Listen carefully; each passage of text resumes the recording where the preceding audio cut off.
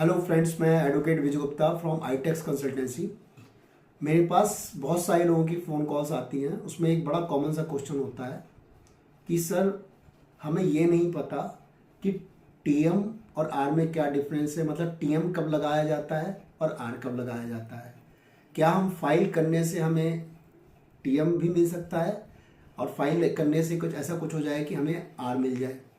तो होता यह है कि टीएम और आर दोनों एक ही चीज़ें होती हैं, लेकिन होता क्या है कि इसको इस तरह समझा जा सकता है कि जो टीएम है वो एक तरह से बॉर्न बेबी की तरह है, और वो जो धीरे धीरे बड़ा होता है, लड़का बनता है, उसके बाद मतलब ये है। और आर का मतलब क्या है, आर एक तरह से क्या है कि उस बच्चे का बाप है।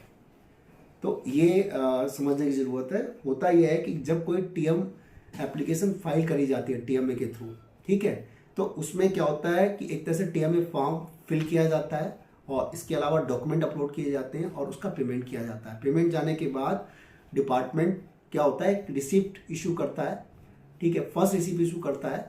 उसमें कोई नंबर अलॉट नहीं करता, उसमें एप्लीकेंट का नेम और क्या कहते हैं कि फीस लिखी होती है, ठीक है। और उसके विदिन 24 आवर एक रिसिप्ट, सेकेंड रिसिप्ट जनरेट करता है कि जिसमें एक नंबर अलॉट करता है, ठीक है। उस नंबर के आने के बाद कोई पर्सन अपने नाम के साथ टीएम लगा सकता है, ठीक है। उसके बाद फिर क्या होता है, वो अपनी लीगल प्रोसेस में जाता है। इसकी प्रोसेस क्या है कि प्रोसेस का मतलब सबसे पहली बात तो वो क्या होगा कि एक तरह से फॉर्मेलिटी चेक पास में जाएगा।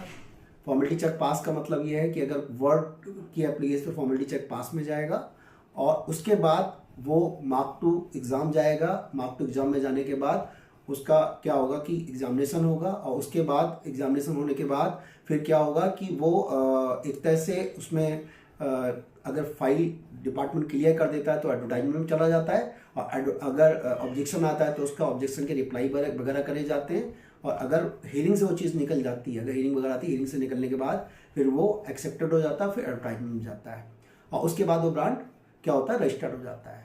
तो उसके बाद क्या होता है, रजिस्टर्ड होने के बाद जो होता है टीएम हटाकर उसकी जगह आर लिखा जाता है, ठीक है। तो टीएम और आर में ये फर्क होता है, ठीक है। तो जब आपका कोई ब्रांड जब आप फाइल करते हो तो उसके लिए एप्लीकेशन नंबर के जो मिलेगा तो टीएम वर्ड यूज़ करोगे, और उसके बाद आप आर वर्ड यूज़ करोगे जब रजिस्टर हो जाता है, ठीक है। तो ट्रेडमार्क से रिलेटेड अगर कोई भी डाउट है तो उसके लिए आप मेरे पर्सनल मोबाइल नंबर पर कॉल करके अपना डाउट ले सकते हैं। मेरा मोबाइल नंबर है 9625122106।